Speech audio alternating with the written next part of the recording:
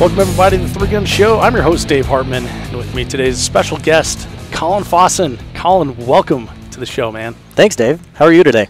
Dude, I'm really excited. I'm hot and sweaty because we're here at the Comp Expo 2021 in Cameo, Colorado. Which this is interesting. This little spot on the side of the river has grown into like a world-class shooting range. Mm-hmm. This is amazing. Yeah, I was here last fall for the kind of inaugural NRL Hunter style match. That was here? That Scott Satterley put on last August. Okay. And it is impressive to see how much they've grown this complex in a year. Yeah. Cameo Shooting and Education Complex. It's Colorado State Parks and Wildlife funded. Yeah. So they've got backing from the state of Colorado to build out this facility, and it is super impressive here. You know, it's incredible, like, living in Colorado my whole life. Like, there's always, like, oh, they're going to put a range over here. They're going to put a range over here. And there was one that, like, near Jefferson, Colorado that was going to be, like, a Colorado State Parks range, and it never took off. And it was, like, oh, they started it, and then, oh, now you can't shoot there because it's state land, but they didn't do the range, so they don't want people shooting there. It's like, well, why would you not want people to shoot there if it's going to be a range, but it's not a range yet? Because clearly, yeah, I don't know.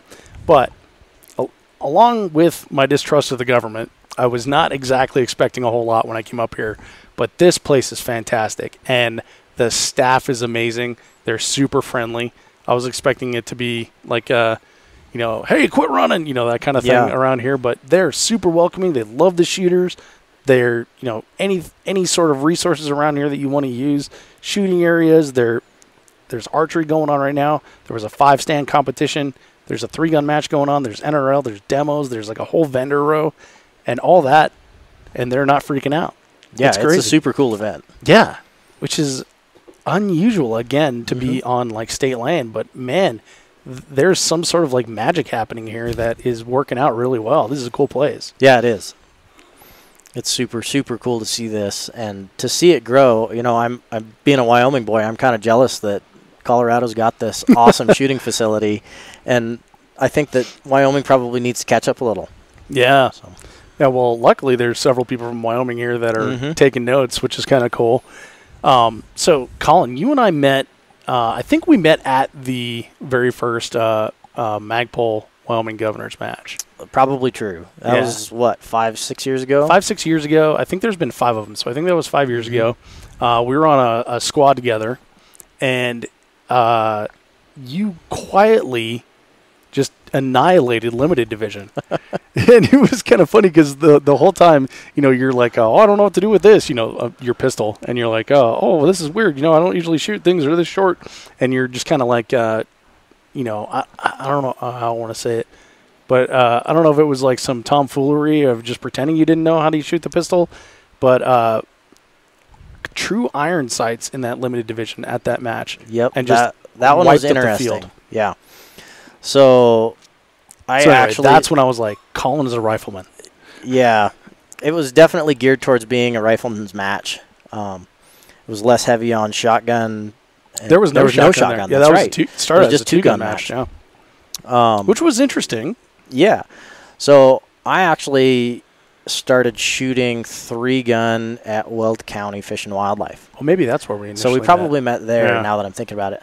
And that was about 2012. Okay. So almost 9 years ago. Yeah, so that's about the time that I started shooting then. Yep. And so I started out doing 3-gun, and then I felt like 3-gun just wasn't quite doing what I wanted it to do. I could keep up on rifle and pistol, but shotgun definitely left me in the dirt. Yeah. And so I started getting into this longer range shooting stuff, and I've really enjoyed that. I've been shooting precision rifle stuff forever. Growing up as a kid, I did 4-H rifle competition, air rifle, small bore, 22 pistol, all that stuff. And we had a little private range when I was growing up outside of Lander. And so we had targets out to 550, and we'd figure out holdovers and, walk it in, and then you could go and repeat that. Yeah. And then after I got done with college and started doing 3-gun, I learned more about there's some tools that you can actually use to do precision rifle. and make this an effective tool at 500 plus yards. And so I kind of nerded out on that as an engineer. Yeah. And really started enjoying the background and the physics behind it, and understanding how to read wind like you read a river rafting. And so that was kind of how I started getting into precision rifle stuff heavier. And I've been doing that ever since, and kind of gave up on the 3-gun side of things. Nice. Well, it went opposite for me, being a Colorado boy. Like we, especially like in Denver, we didn't really have a place that you could shoot much past 200 yards. Like Colorado Rifle Club, I think, is the only one within like driving distance that you could do 500 yards. And the 3-gun matches there were spotty. Like some years they would have them, some years they wouldn't. And so for me, it never really caught on as like a must-go-to place. And then I guess known Weld County, that's 200 yards max there, 200 right? max. Yeah, yep. 200 max there. And then down at Mike's match at Ben Lamont, that's 200 max. Mm-hmm. There was 100 yards at the Pikes Peak Gun Club. So realistically, like if you wanted to go anywhere else, you almost had to leave the state to be able to shoot any sort of distance. Yeah. But now, living in Cheyenne, my home range is Auto Road, and we got 1,000 yards. Yep. So it's like, there's all kinds of stuff. So yeah, we'll just take pot shots at like the 1,000-yard targets with our ARs once we're done sighting them in for 3-gun, which is kind of fun. So you mentioned the shotgun there. So it's funny. The reason I got into 3-gun is I wanted to shoot my AR. I just built an AR and I wanted to shoot my AR. And then it's like, well, I have a pump shotgun. And then obviously that was not competitive in any way whatsoever in 3-gun. So I got into I got a semi-auto shotgun. And then for me, it just became like part of the game, and I started like enjoying it. But it sounds like you went the opposite way. And based on a conversation that we had yesterday, you said something really interesting about the shotgun. I was complimenting the innovation and the forward thinking that was in XLR's booth, because XLR's out here showing, and you actually shoot for XLR, right? Yep. And they're here in Grand Junction. They manufacture here in Grand Junction. And I was talking to the head engineer, who's also part owner in the company, and just the details they put into things and the stuff that they've thought about was just blowing my mind. And I was over talking to you, and I'm like, man, we haven't seen a lot of that in 3-gun in a long time. It's just like a different flavor of AR, or it's a different type of 2011 pistol. And you said something that like blew my mind. What was it? So I think that it was 3-gun got stymied, and it hasn't been innovating because it just became a shotgun loading game. Mm-hmm. It was how fast could you load a shotgun? All of your innovation in 3-gun, it looked to me, was how fast can we reload a shotgun? Mm-hmm. And that has hampered all of the innovation of pistols and rifles. Not that there's a ton that you can change about a rifle, but like you were talking about the low variable power optics. Yeah.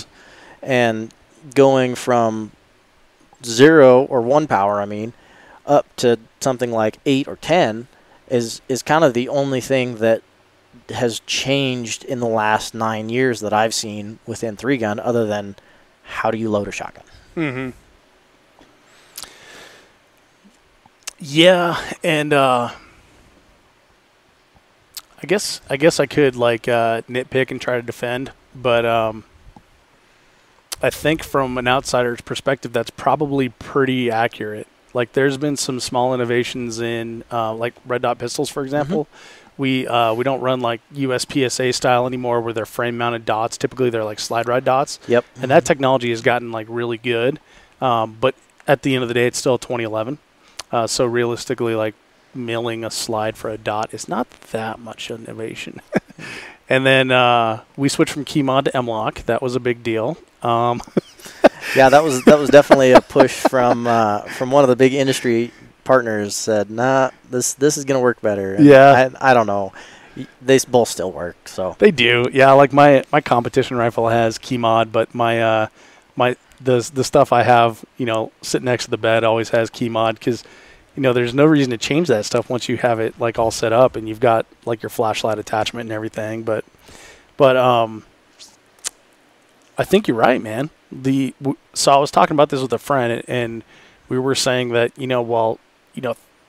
open's getting really big. I don't know if you've heard this, but open's getting really big in 3-gun, and it's become a lot based on the availability of reliable open shotguns. Like typically, like when you and I started, I don't know if you remember, but there was a guy that was shooting, and I probably shouldn't even say the name, but I think the company's defunct, but it was like a Phoenix something or other, out of Arizona, shotgun, and I saw that thing, and it was like all billet aluminum handguard. Yeah, it was an AR style shotgun. Yep, full billet receivers, and it had like an AR style buttstock, and it was like anodized red. And I thought, like, man, this guy's really gonna put something together here. And then that thing didn't run for shit. Like it malfunctioned on like every other round. Mm-hmm. And so, again, like the innovation there is now that there's like reliable shotguns with like the Dissident Arms guys and stuff like that. But yeah, you're right. I can't think of anything else. Yeah. Well, and so you've seen, like in the precision rifle world, we've gone from the old-fashioned wood hunting stocks to adjustable stocks that you can fit to your body, just like you'd fit a shotgun. All those shotgunners will say that fit for a shotgun is super important, and it is, just with any rifle. And so if you can get your rifle set up to fit to how you lock onto it every time is consistent, you're going to be a more consistent shooter. And so we've started to see all the chassis come out, and like you had mentioned, XLR. I've been shooting XLRs for 4+ years. And so I've gone through like 4 or 5 design iterations just testing some of their stuff as they keep coming out with new things. And every time it might not only be a minuscule change, but it can change how you lock into your rifle. Yeah. Or, I mean, it can go from adding weights to taking weights off to, I mean, their new magnesium chassis is like 28 ounces. Yeah. Bare chassis. It's with the stock. It's way lighter than like a traditional hunting stock. Like your that wood thing is incredible. Yeah, your wood hunting stock on a Remington BDL is going to weigh that. I was trying to describe that to a friend on the phone last night, and what I finally ended up saying was, like, if you had an equivalent water gun, like from a toy store, sitting next to it, and you picked them both up, the water gun would be heavier. Quite possibly, Like plastic was heavier. Like this thing went, like, it screwed with your head because it didn't look like it should be as light as it was. And I know magnesium's lighter, and he told me it was magnesium, but you still, when you pick it up, it's like, this should not be this light. It's absolutely incredible how light they've got it. And so that I think is like a really cool innovation for the type of matches that you do, where you're carrying your rifle the entire way. And then if you want to switch to like a PRS or something like that, Kyle at XLR was telling me that they make these little brass weights that you can put in there, and you can put them in there wherever you want it and balance them. And then if you don't like where they're at inside the chassis, you can hook them to the outside of the chassis via like M-Lock or something like that. Yep, they're M-Lock compatible slots, and so incredible. You can go from a 28-ounce chassis to like a 4.5-pound chassis by the chassis by itself. And I probably have that wrong, but you can add weights to that thing and make it a heavy competition gun. It's really cool. So I was asking him, like, what are guys doing for like full weight rifles in this? And he's like, typical is 7 pounds, but some guys will get in the 5s. And I was like, wow, that's incredible. And he's like, yeah, this one here's 7 pounds, and hands it to me. And he meant 7 pounds with the scope, barrel, action, chassis, everything. Yeah, those hunting rifles are super impressive. Incredible. So I think that's kind of where that magnesium chassis has gone, is that they're really marketing that to the hunting crowd. Yeah. Because you can get a featherweight, 7-pound full build gun. Yeah. And if you want to backpack with it, I'm going to backpack with a 7-pound gun, not a 12-pound gun. Yeah, exactly. It's super impressive, and I don't know. It was fun to see that type of innovation, but it makes you stop and think, like, well, what are we doing in 3-gun?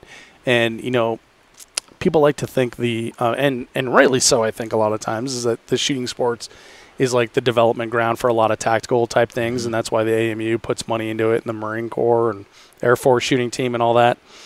And that's great, but where are the big innovations? Like right now, it just seems like we're just refining stuff.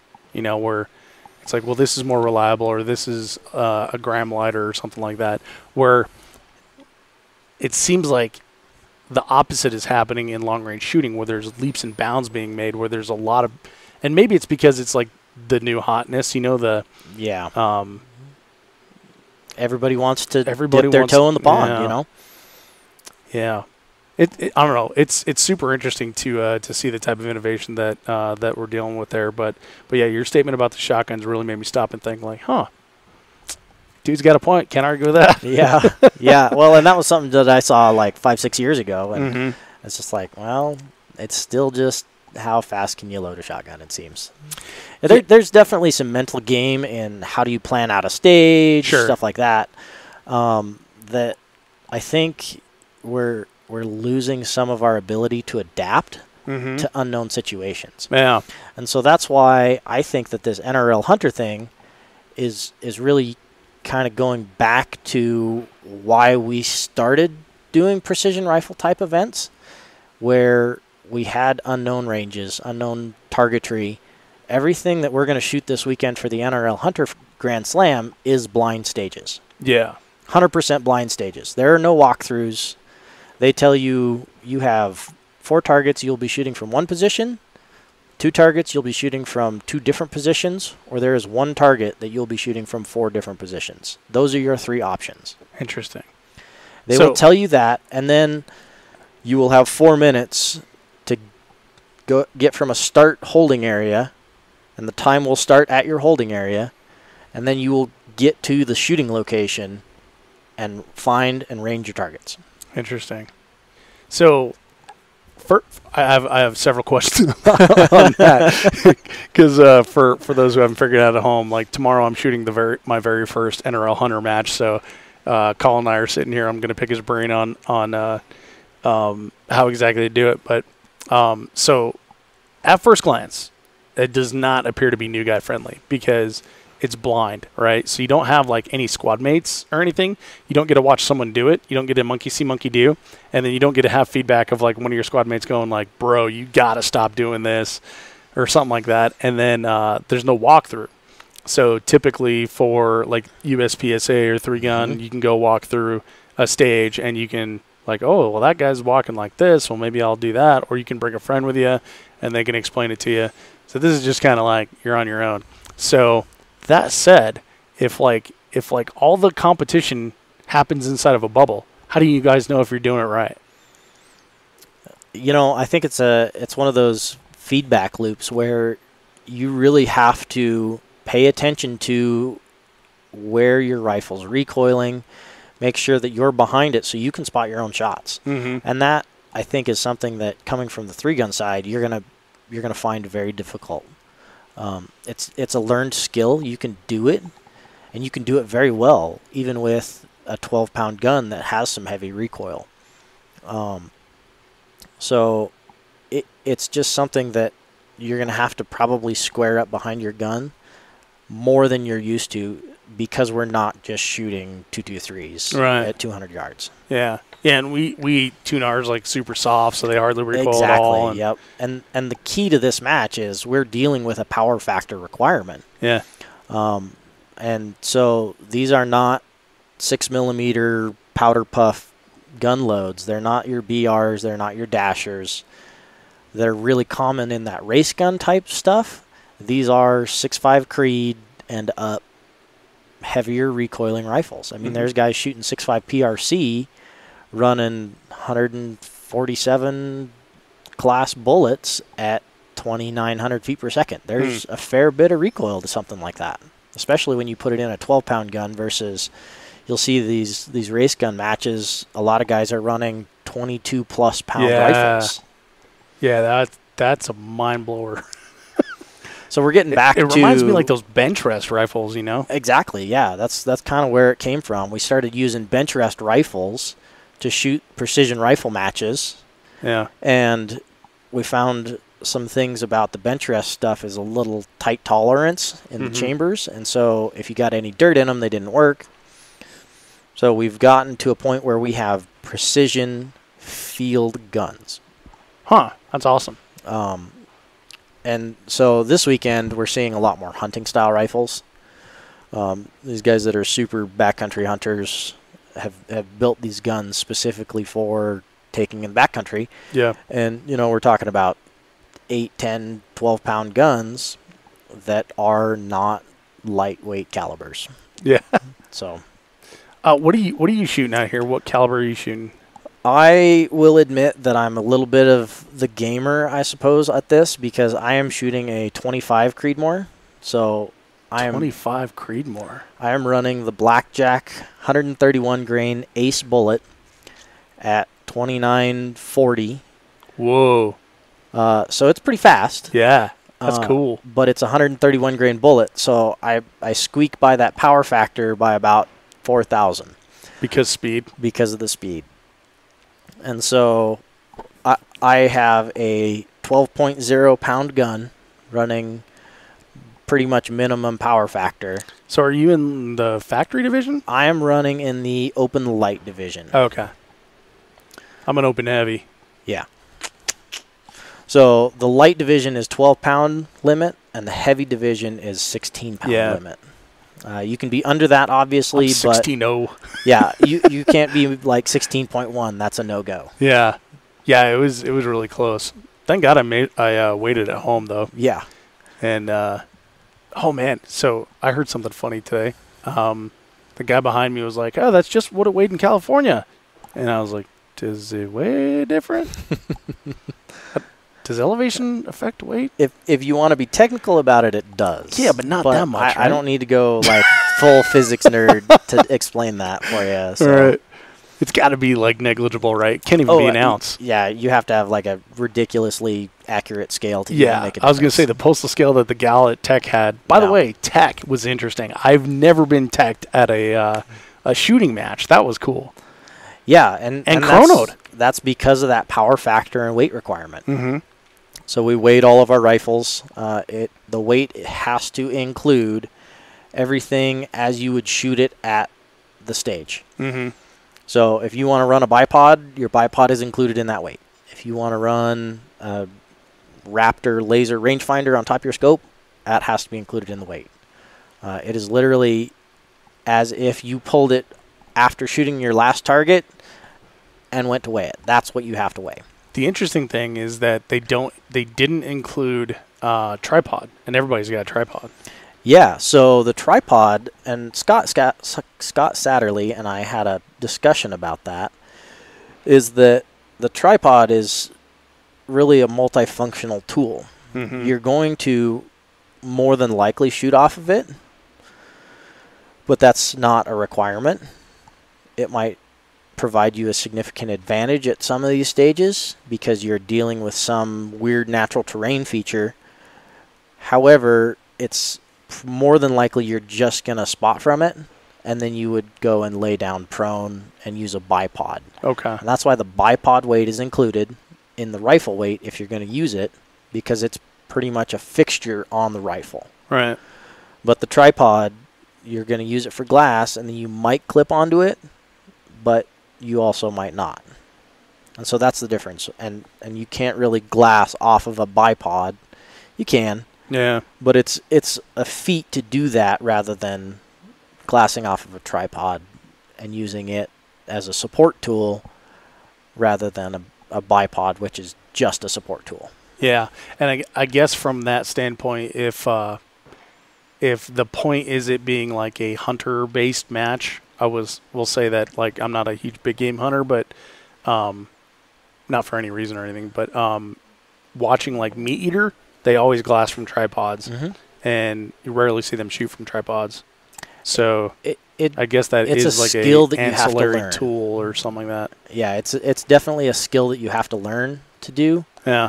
It's something that takes a little bit of practice to be effective at it. Yeah. And I started carrying a tripod in the backcountry hunting scenarios because up in Wyoming, You walk up to a ridge a couple miles in the backcountry, and then you just sit on the ridge because you're saving the miles walking by just walking with your eyes. Mm-hmm. And so I've carried a tripod in the backcountry forever, but after I started using it as a shooting tool, I will probably ditch the bipod in the backcountry to save that weight, and carry a tripod. Huh. I will shoot from a tripod standing, and I will do just fine if I have to. Interesting. Now, when you were talking about getting behind the gun and spotting your shots, how do you do that from a tripod? Like I said, it's a learned skill for sure. So, okay, let me bring it back to the NRL thing. If you're only shooting by yourself, how do you learn how to do that? Yep. The best thing to do is get a little bit of coaching. Uh-huh. There's a lot of really good teachers out there. I'm not even going to name them because I'll make somebody mad for forgetting them. But yeah, of course. There's a ton. That always happens. You get texts after the podcast. Trust me. Right. And then almost all of the instructors that are current and doing good teaching are teaching you how to shoot off of a tripod at this point. Okay. The key is that you still have to maintain your good fundamentals.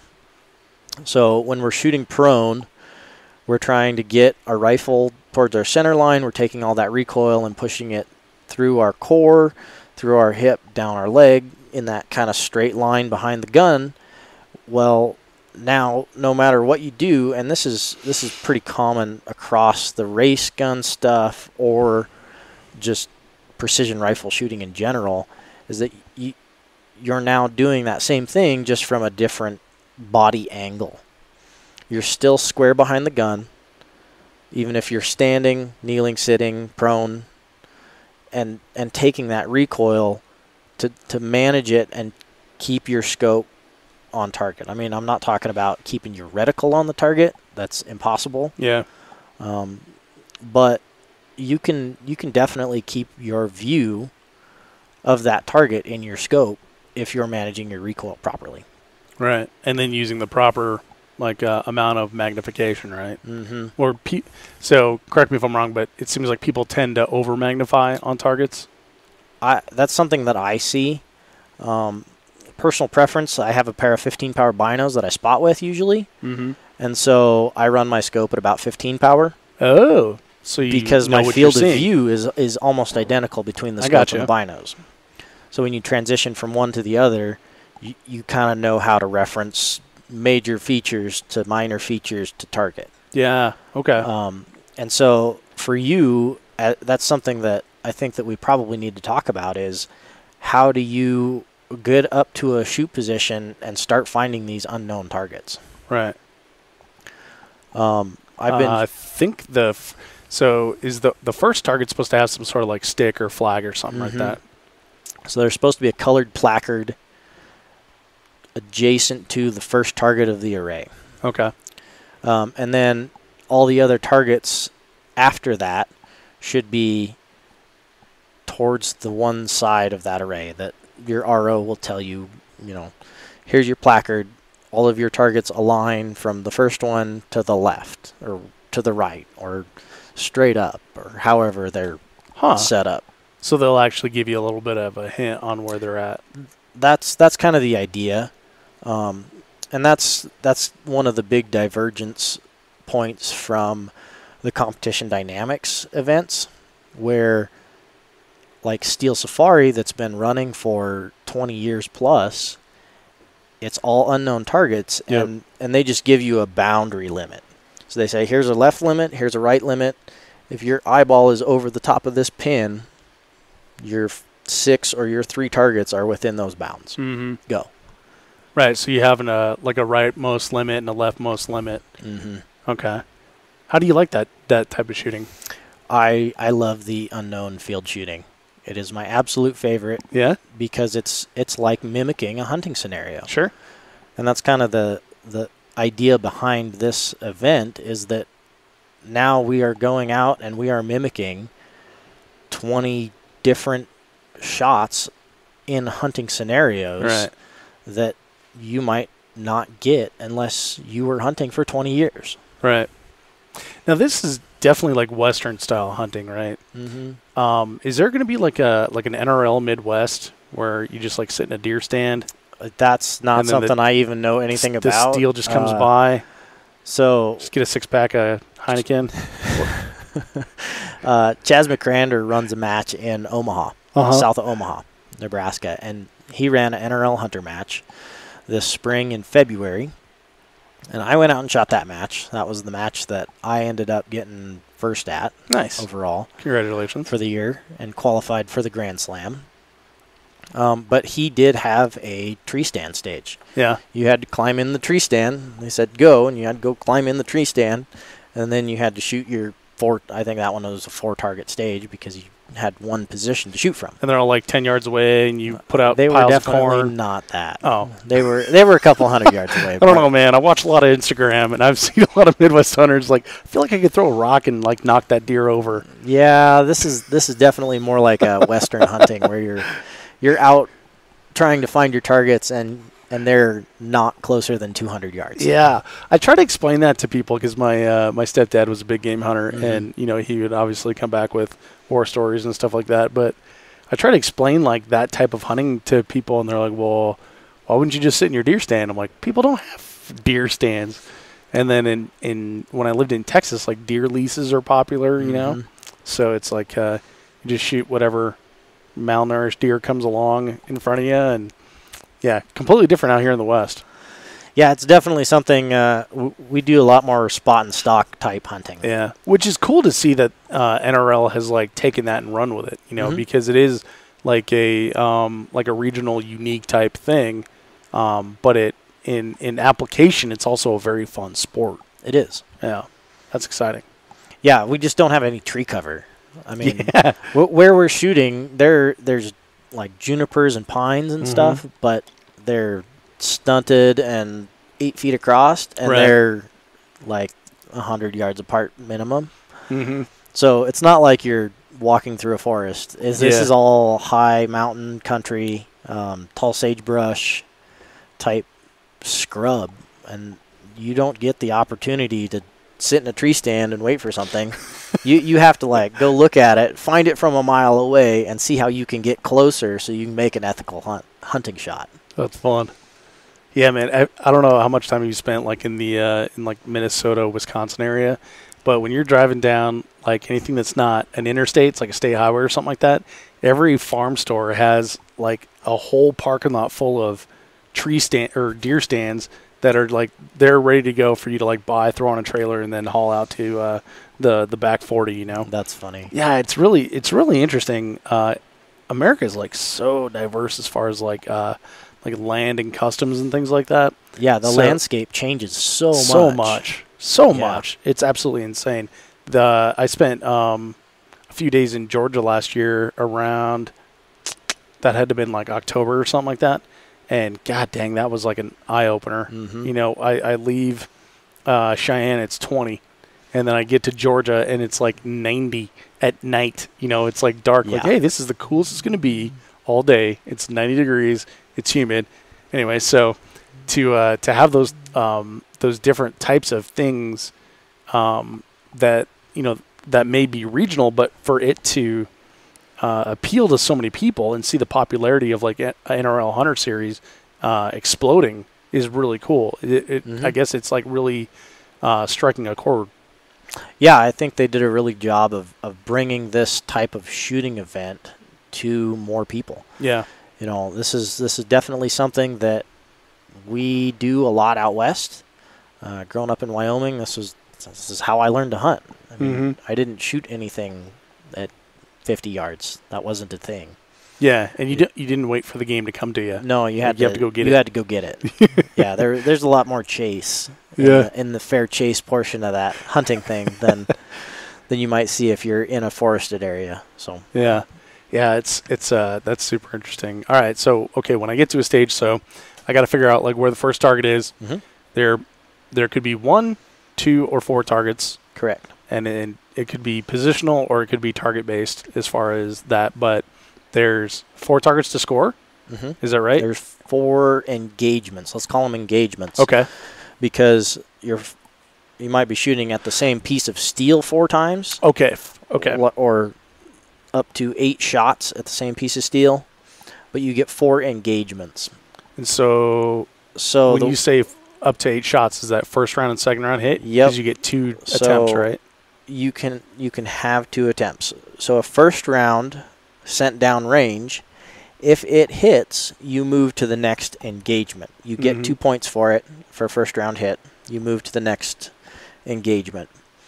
And so you can clean a stage and get 8 points shooting 4 rounds. Okay. Now, if you miss your first shot at an engagement, then you can send a second round for 1 point. Okay. If you hit it. If you miss that shot, it's a 0. You move to the next engagement. Got it.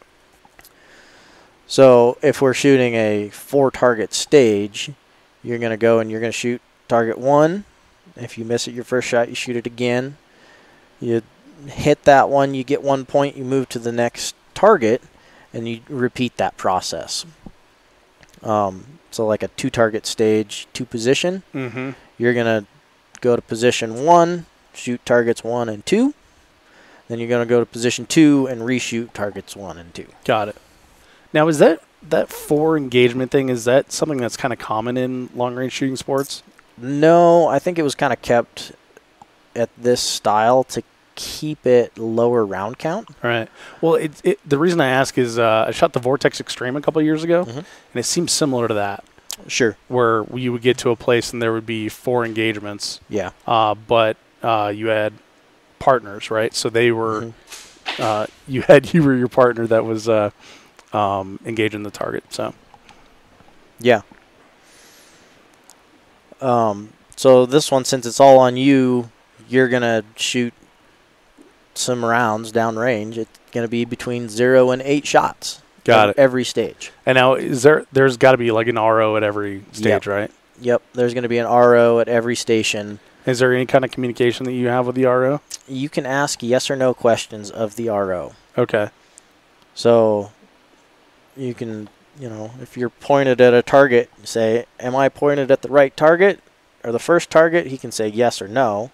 Oh. If he says no, like you might want to take a look again and make sure you're on the right alignment. But there you can ask yes or no questions, and I don't know if they're given time or not, how they're doing that. Okay. But you have 4 minutes to do your stage. Do you bring like a stopwatch with you or something like that? I don't. Okay. It's too much to handle while you're trying to do all this other stuff. Right. I think if you ask them, they can give you time, but I'm not sure on that specific point. Got it. At my match, I let them give time if they were asked. Like, what's my time? They'd say, oh, you're 2 minutes in, or you're 3 minutes in. And that becomes really important when you're glassing and looking for targets. If you're 3 minutes in and you haven't found a target, or you've found 1 of 4, you need to lay down and shoot your 1 target for 2 points. Right. You get some points better rather than just timing out looking for stuff. Yep. And that's what I see a lot of people do is they'll get caught on, oh, I've got 3 targets. I can't find the 4th target. And I'm like, well, you have 3 targets. You could get 6 points. 6 points on this stage might be really, really good. So if you know how much time it takes you to build a position, settle into it, and shoot 4 shots, that's the amount of time you need to leave yourself to glass and then build a position and shoot. Got it. And then we're walking to the next stage and then doing it, or you guys call them stages, right? You walk into the next stage and then doing it again, right? Yep. Now, do you go as a squad, or how does that work? Because I signed up for a squad and I'm like, okay, I'm so confused the about way the format. Yeah, the way it worked is that last year you signed up for a squad and then you kind of stayed with those people in a side-by-side. Oh, okay. And you went to your starting stage because we're all going to run through it blind. So you're going to go and you're going to shoot your stage, and then you're going to go to the next holding area. You're not going to go back to where you started from because Because they don't want you talking. Because they don't want you talking to the guys that haven't shot that stage. Right. Otherwise, it's no longer a blind stage Right. effectively. And so you're going to walk to the next holding area or drive your quad or whatever to the next holding area, and then all your buddies, whoever was in your squad, is going to move down with you along to the next holding area stage. Got it. So this isn't really like we were talking about competition dynamics. This isn't like an adventure match where you're hiking. Oh, okay. Nope. I thought it was. So confused. So I got to read the rules. yeah, the challenge is that this facility is so big. Yeah. That our firing line is like 1.5 miles long. Right. And so the difference between stage 1 and stage 20 is over 1 mile apart. Mm-hmm. And so effectively making people walk to each stage, you'd have to do a ton of walking. But the with the quads and them all kind of being situated along a roadway, you can get 4 or 5 people to bounce between stages and holding areas without having talked about previous stages. Yeah. But you still need to bring everything you need for the day with you, right? Yep. Including like we're water, gonna be, food. Okay. Yep. We're going to be away from the vehicles. Got it. Quite a ways. Got it. Okay. Interesting. All right. What else do I need to know, Colin? Key points on glassing. Mm-hmm. So the RO is there's supposed to be some vector to your first target and have that placard. Well, techniques for glassing, I mean, if you can find that placard, that's awesome. It gives you a starting point. But then what I like to do is I like to go in and out, and I'll come back to my close position, because usually that placard is going to be at the closest range. Mm-hmm. It might not be, but it's going to, I like to scroll from close to far. And, I mean, understand that nothing's going to be closer than like 200 yards for this. So you're searching from the placard? From bottom out to 800 yards. Bottom being the placard. Mm-hmm. Out to 800 yards. And then back to the placard. And then I'm just going to come back to my reference point and pick a slightly different angle and scan the next view frame up and out. Until I find, and what helps is nothing in nature is perfectly straight. Right. Edged. So if you can find something that is, and also in nature, nothing is black. Right. So if you're looking for a target, oftentimes they're going to be just steel gray color, but that T-post is going to be like a super dark green, mm-hmm. or they might be on A-frame hangers. That is a hard straight edge. That is a key indicator that there is something there, because nothing in nature is perfectly straight line. Right. That is a man-made feature that was put out there. Interesting. So that's kind of the difference between this and real hunting, is that in real hunting you have to be looking for like that buck bedded down in the sagebrush. You might not see him until he moves his head. Right. And at this, nothing's going to move, but you have something with a hard straight edge or a off color that doesn't match the background. Huh. Okay. Got it. So look for things that are out of the ordinary, and then we're kind of lucky because like the most we have up here is like sagebrush type things. Yeah, I don't expect to be like shooting into a tree line or anything. No. at this match. I don't know if there's tree lines around here. There's nothing close. It's all low desert scrub. Yeah, you got to go into Palisade, and then the tree lines are peach trees. Yeah. Yeah, it's interesting sort of thing. Okay, so we've got a method for glassing, and then once you find targets, don't waste too much time. Yep. Note where they are. So figure out the distance. Make a mental note on the pattern. Mm-hmm. Like from target 1, target 2 is up at 2 o'clock. 30 yards it looks like. And then range those. Because, and scribe them down on something, however you're going to keep your data, so that you can reference that range to that target. What I like to do when I'm using a hard data card is almost draw it like a picture. So I've got this 3x5 index card on my arm, and a wet erase marker, I find the first target and it's at 480, I'm going to write 480 in kind of the middle of my 3x5 card, and then I'm going to scroll, like look around, and when I find the next target at 2 o'clock, 30 yards out, 2 o'clock from my 480 mark, I'm going to write down the next range. Okay. And then I'm going to go to the next target, find it, and write in relative reference so that I can go back and reference that and say, okay, from target 1, I need to go 2 o'clock to target 2, and then from target 2, I need to go up at 12 o'clock to the next one, and kind of daisy chain along until you find all your targets and have all your ranges. Got it. And you're writing that on your little dope card holder that's on your arm? Yeah. Okay. And then under that, obviously you have your dope, right? Yeah. Okay. Yeah. And like, what are you using for a range finding? So I've got the Vortex Furies, so it's in the binoculars. Perfect. So don't write down 480, just write down your elevation data. Okay. Elevation and wind. Right on your card. So your hold. So if it's like your vertical 2 and mil, horizontal hold. Right, 2. Yep. Okay. Right, 2.0, and check your wind, because, I mean, I put in a 10-mile-an-hour wind from left to right and just kind of bracket off of that. Right. But a 10-mile-an-hour left to right wind hold might be, because you're shooting 308. No, I'm shooting 6.5. Oh, you're shooting 6.5. Yeah. So a 10-mile-an-hour wind hold at 600 yards might be 8/10. Yeah. That's about what I got. That's significant when we're talking about targets that are 3 to 4/10 wide. Yeah. And they're supposed to be diamond shaped, is that right?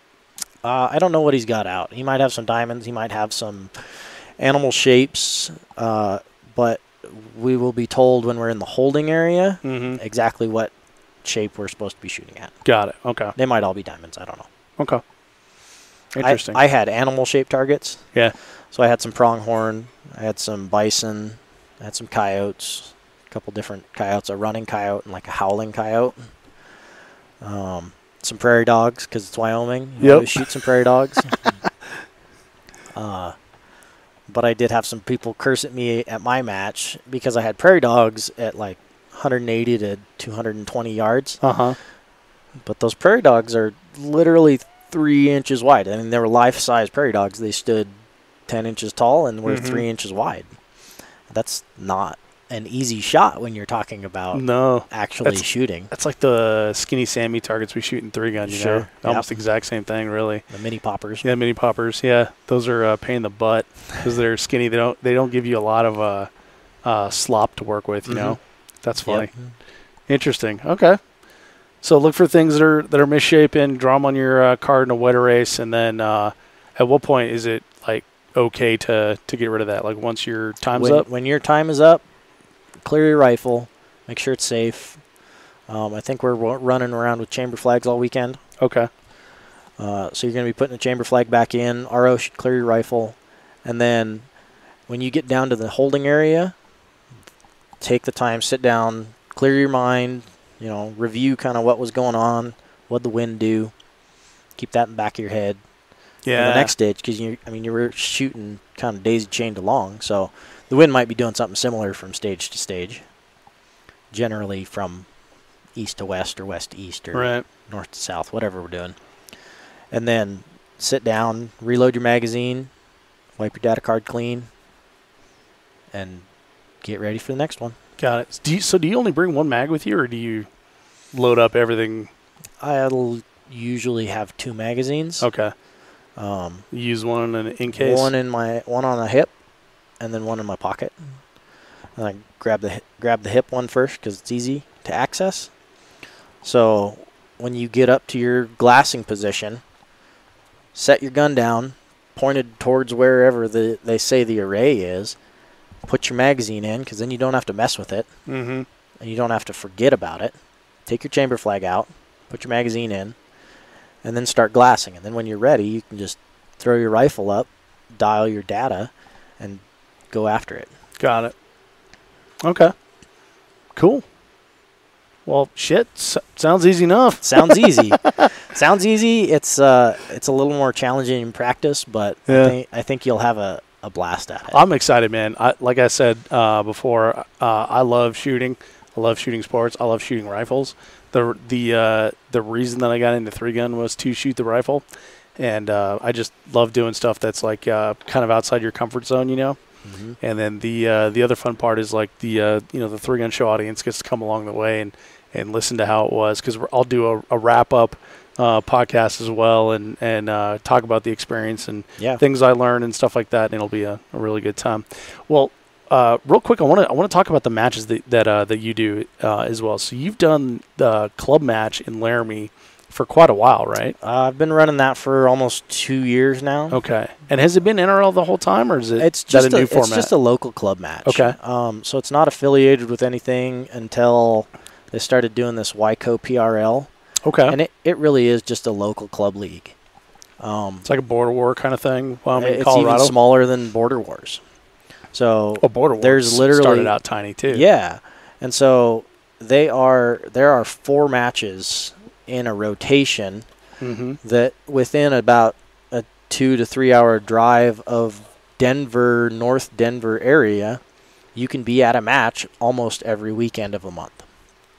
And they reached out to me, and since I had a match and these are all matches that were established and in place, and they just said, why don't we make a little circuit out of these? That's a really good idea, rather than competing for your shooters. Exactly. And so mine's just always been an outlaw-style club match. I set it up so that I have at least one day to actually practice a month. So I set up challenges that I think I need to work on, or that as a competitor I think we need to focus on to get ourselves to a better position. And so I have it split about 50-50 between prone, modified prone, and some sort of barricade positional, so that we are practicing getting off of our bellies and shooting at these things in a fashion just like you'd see at a 2-day NRL PRS style match. Sweet. That sounds like fun. Yep. That's really cool, because that's one of the reasons I started shooting 3-gun is I got tired of punching paper. And then on top of that, we are able to keep our stage count to like 7, 8 stages, and you can shoot an entire match with 80-ish rounds. So you end up with 100 rounds of ammo. You can go out, you can chrono, you can check 0, and you can shoot a match for one box of primers, a little bit of powder, 1 box of bullets. And so that's really that's cool. how we're kind of keeping it, is trying to keep it around that 80 rounds fired in a day.